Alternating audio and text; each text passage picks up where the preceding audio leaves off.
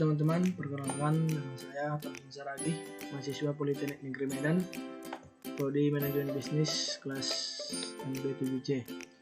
Kali ini saya akan membawakan materi statistik kembali, yaitu tentang analisis cluster dengan aplikasi SPSS. Sebelumnya terlebih dahulu kita mengetahui konsep dasar tentang analisis cluster tersebut. Yang pertama,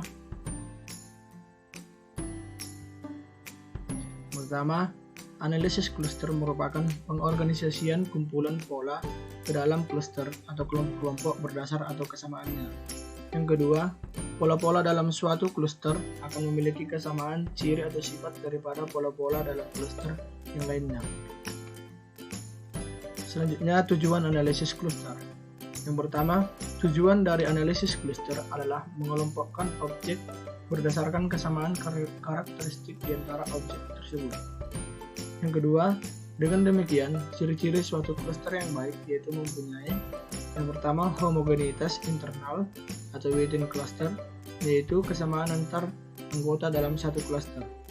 Yang kedua, heterogenitas eksternal atau between cluster, yaitu perbedaan antara cluster yang satu dengan cluster yang lain. Selanjutnya, metode pengelompokan atau clustering. Yang pertama, metode hierarkis, yaitu dengan cara yang pertama, memulai pengelompokan dengan dua atau lebih objek yang mempunyai kesamaan yang paling dekat. Yang kedua, terdapat tingkatan atau hierarki yang jelas antar objek dari yang paling mirip hingga yang paling tidak. Yang ketiga, tools dengan menggunakan dendrogram. Metode yang kedua yaitu non-hierarkis. Yang pertama, dimulai dengan menentukan terlebih dahulu jumlah cluster yang diinginkan, 2, 3, atau yang lain. Yang kedua, setelah jumlah cluster ditentukan, maka proses cluster dilakukan dengan tanpa mengikuti proses hierarki. Yang ketiga, metode ini biasa disebut dengan K-means cluster. Selanjutnya, asumsi dalam analisis cluster. Yang pertama, sampel yang diambil benar-benar dapat mewakili populasi yang ada. Yang kedua, multikolinialitas.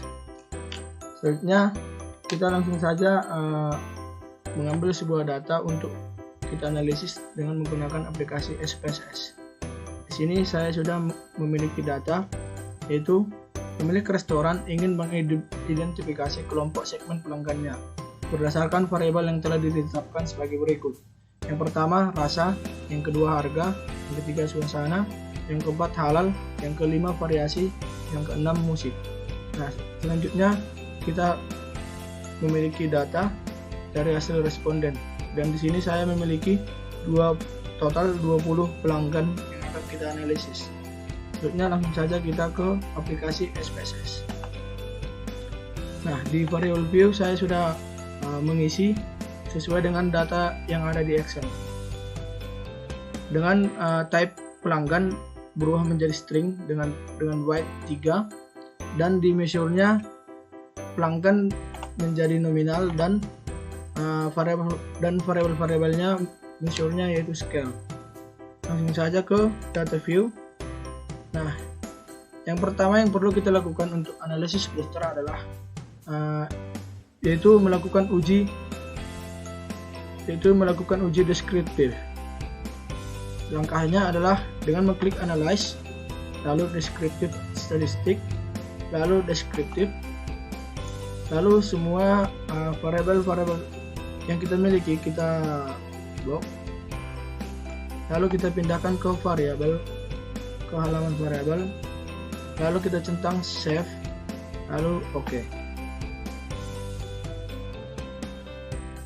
Nah, selanjutnya kita akan melihat tabel presentasi kita di Microsoft Word.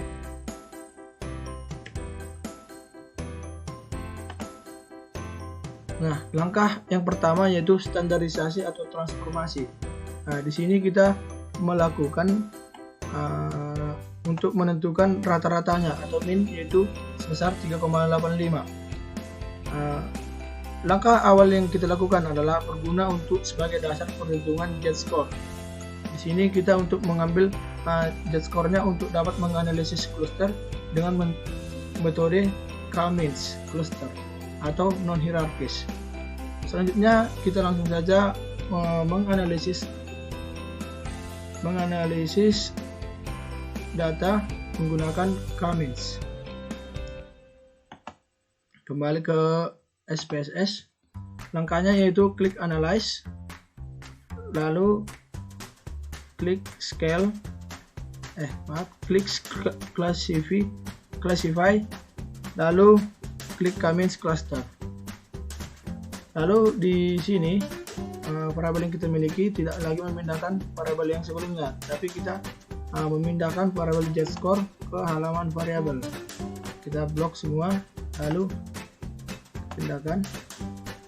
Lalu di variabel pelanggan kita buat menjadi label case by pelanggan. Lalu numbernya kita ubah menjadi 3. Lalu di save kita centang cluster membership dan distance from cluster center. Oke, di option kita centang ANOVA, lalu continue, lalu oke. Nah, kita kembali ke Word presentasi.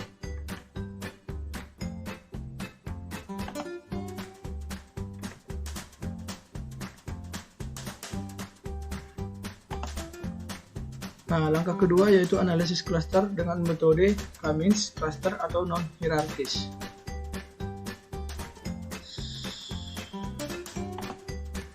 Kita kembali ke hasil outputnya. Nah, yang pertama muncul yaitu quick cluster, yaitu tabel initial cluster centers. Tabel di atas merupakan tampilan pertama proses clustering data sebelum dilakukan iterasi. Untuk mendeteksi beberapa kali proses iterasi yang dilakukan dalam proses clustering dari 20 objek yang diteliti dapat dilihat dari tampilan output berikut. Nah, selanjutnya kita melihat iteration history. Nah, proses clustering dilakukan melalui dua tahapan iterasi yang mendapatkan cluster yang tepat. Dari tabel di atas disebutkan bahwa jarak minimum antara pusat cluster yang terjadi dari hasil iterasi adalah 4,912. Adapun hasil akhir dari proses clustering digambarkan berikut ini. Dari iteration history ini menghasilkan bahwa jarak minimumnya yaitu 4,92 didapat dari sini. Nah, selanjutnya kita melihat tabel final cluster centers yang ini. Di sini kita akan membaca output final cluster tersebut. Di atas masih terkait dengan proses standarisasi data sebelumnya yang mengacu pada Z-score dengan ketentuan sebagai berikut. Pertama, nilai negatif berarti data berada di bawah rata-rata total. Kedua, nilai positif berarti data berada di atas rata-rata total. Jadi nilai-nilai cluster yang negatif yaitu berada di bawah rata-rata total. Nah, yang negatif berarti di bawah rata-rata total. Nilai positif berada di atas rata-rata total. Selanjutnya, penamaan cluster atau penarikan kesimpulan sangat bersifat subjektif dan bergantung pada tujuan penelitian. Tahap selanjutnya yaitu yang perlu dilakukan yaitu melihat perbedaan variabel pada cluster yang terbentuk. Dalam hal ini dapat dilihat dari nilai F dan nilai probabilitas atas masing-masing variabel seperti tampak dalam tabel berikut. Selanjutnya kita melihat tabel ANOVA yang ada di SPSS dan yang telah saya pindahkan ke Word presentasi.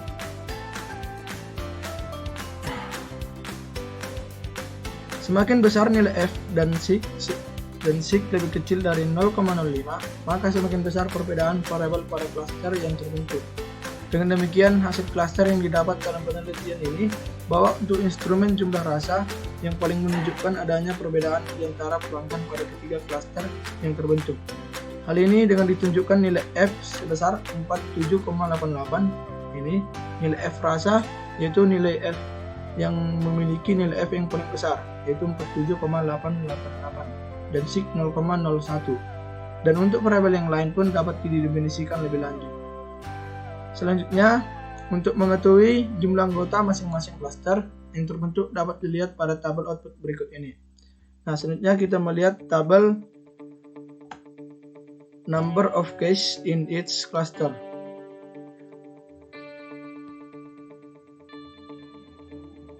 Nah, di sini terdapat di cluster 1 terdapat 6, cluster 2 6, cluster 3 8 dan valid 20 tanpa ada yang hilang atau missing. Nah, di sini kita akan mengelompokkan cluster 1, cluster 2, cluster 3 sesuai dengan data. Itu cluster 1 pelanggan D, J, N, P, RS dengan masing-masing jarak terdapat pusat cluster 1. Nah, dari mana kita dapat ini? Kita kembali ke SPSS. Kita mengelompokkan cluster 1 terdapat pelanggan yang mana saja dan berapa jaraknya. Kita kembali ke SPSS. Nah, sini. Nah, ini cluster 3, cluster 2, cluster 3, cluster 1, cluster 2 dan selanjutnya. Jadi saya sudah menyusunnya di sini. Yang terdapat pada cluster 1 yaitu pelanggan D, J, N, P, RS dengan masing-masing jarak terhadap pusat cluster 1 adalah 0, ini QCL2 ini adalah merupakan jarak terhadap pusat cluster. Nah, jadi di sini adalah 0,84105 ini 0,72551 0,84589 dan selanjutnya. Cluster 2 juga sama melihatnya, yaitu melihat di sini cluster 2 pelanggan B, pelanggan E. Nah, selanjutnya dengan masing-masing jarak terhadap pusat cluster 2 adalah sini ini 0,76795. Selanjutnya kita meneliti sesuai dengan data teman-teman sekalian. Cluster 3 juga sama halnya. Pelanggan cluster 3 yaitu pelanggan A, pelanggan C, pelanggan F dengan jarak masing terhadap pusat cluster 3 yaitu yang pertama 0,82983 dan seterusnya. Yang selanjutnya kita akan menganalisis cluster dengan menggunakan metode hierarki atau hierarchical cluster. Kita kembali ke SPSS. Oke, kita akan melakukan analyze cluster menggunakan metode hierarki, yaitu dengan cara klik analyze, lalu klik classify, lalu pilih hierarchical cluster. Lalu kita bedakan variabel JScore-nya ke halaman variabel. Kita blok, lalu kita klik, lalu di label case-nya kita pindahkan pelanggan. Lalu di statistiknya kita klik centang proximity matrix, lalu range of solution, lalu kita buat menjadi 2 dan 4. Lalu continue, lalu di plotnya kita centang dendrogram, lalu sini non, continue, lalu di metodenya kita pilih cluster metodenya yaitu between group lengths dan square Euclidean distance, lalu di standardized-nya kita pilih JScore, lalu continue, di save, non, continue, lalu oke.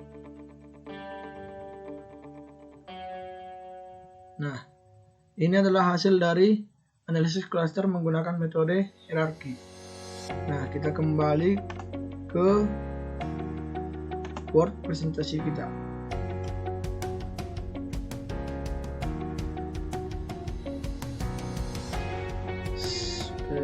SPSS-nya, bentar ya. Nah, metode hierarki. Konsep dari metode hierarkis ini dimulai dengan menggabungkan dua objek yang paling mirip. Kemudian gabungan dua objek tersebut akan bergabung lagi dengan satu atau lebih objek yang paling mirip lainnya. Proses clustering ini pada akhirnya akan menggumpal menjadi satu cluster besar yang mencakup semua objek. Metode ini disebut juga sebagai metode aglomerasi yang digambarkan dengan dendrogram.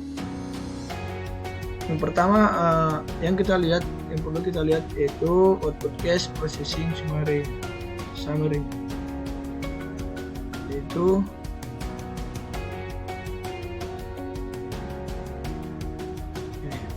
output cache processing summary.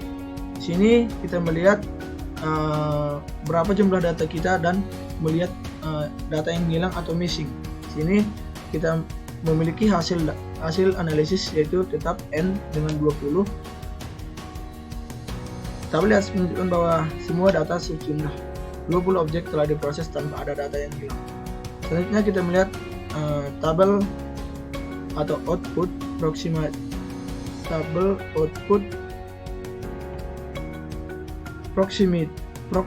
matrix. Nah, ini ya.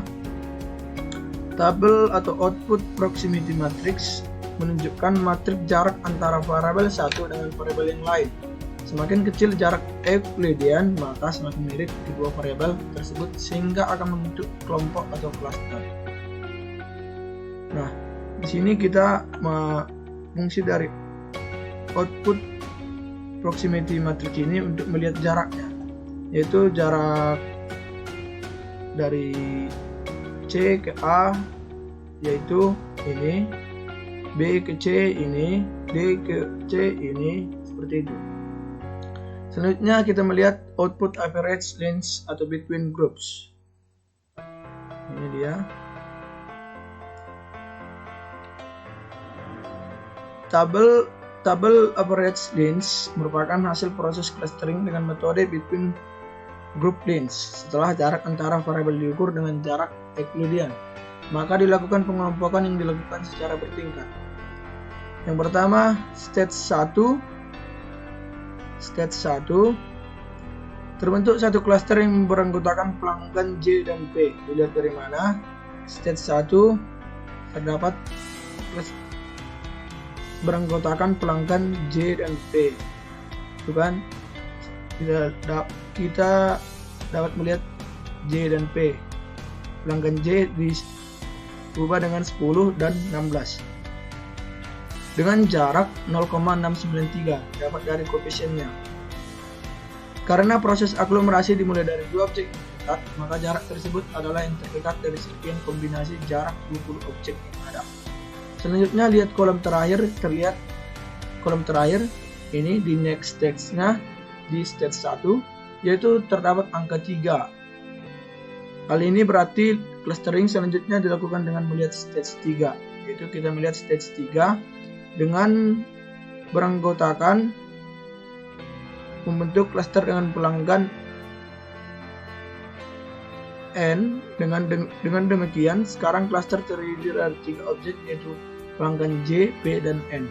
Sedangkan jarak sebesar 4,912 yang sebelumnya merupakan jarak rata-rata objek terakhir yang bergabung dengan 2 objek sebelumnya. Seperti tampak dalam proximity matrix dan dapat dihitung sebagai berikut. Jarak J dan N. Kita kembali ke tabel proximity matrix. Jarak J dan N. Ini N 14, J dan N. J dan N. Nah, ya ini 1,473. Ini kan N. Lalu jarak J dan P. J dan P-nya P. Jarak J dan P itu 0,693. Jadi jarak rata-rata 1,473 ditambah 0,693 dibagi 2 sama dengan 1,083. Stage 2 terjadi pembentukan klaster pelanggan F dan G berjarak 0,780 yang kemudian berlanjut ke stage 7. Lihat stage 2 F dan G, dan di next stage-nya terdapat angka 7. Maka selanjutnya kita akan ke stage 7 dengan melihat anggotanya yaitu 6, yaitu beranggotakan F. Dengan demikian seterusnya sampai ke stage terakhir. Selanjutnya, proses aglomerasi ini bersifat kompleks, khususnya perhitungan koefisien yang melibatkan sekian banyak objek dan terus bertambah. Proses aglomerasi pada akhirnya akan menyatukan semua objek menjadi satu klaster. Hanya saja, dalam prosesnya dihasilkan beberapa klaster dengan masing-masing anggotanya, tergantung jumlah klaster yang terbentuk. Perincian jumlah klaster dengan anggota yang terbentuk dapat dilihat pada tabel output berikut ini. Kita melihat jumlah klaster yaitu atau klaster membership-nya dengan melihat tabel klaster membership. dia sudah saya pindah ke sini. Dari tabel di atas dapat dijabarkan bahwa apabila ditentukan dibentuk 4 klaster, maka anggota klaster 1 adalah pelanggan. Ini dia anggota klaster 1. Ini apabila ditentukan 4 klaster, 3 klaster, 2 klaster. Jadi apabila ditentukan 4 klaster, maka anggota klaster 1 adalah pelanggan. Ini A, C, F, G, H. Nah, ini sesuai. Ini pelanggan A, klaster 1, seperti itu. Selanjutnya ditentukan 3 klaster, maka anggota klaster 1 adalah pelanggan A. Ini 1, seperti itu. Selanjutnya anggota klaster dibentuk menjadi 2, maka anggota klaster 1 adalah pelanggan A. Ini A, klaster 1 ini C, klaster 1 B, klaster 1 F, klaster 1 G, dan H, dan selanjutnya. Selanjutnya kita akan melihat hasil gambar dendrogram using average range between groups. Nah,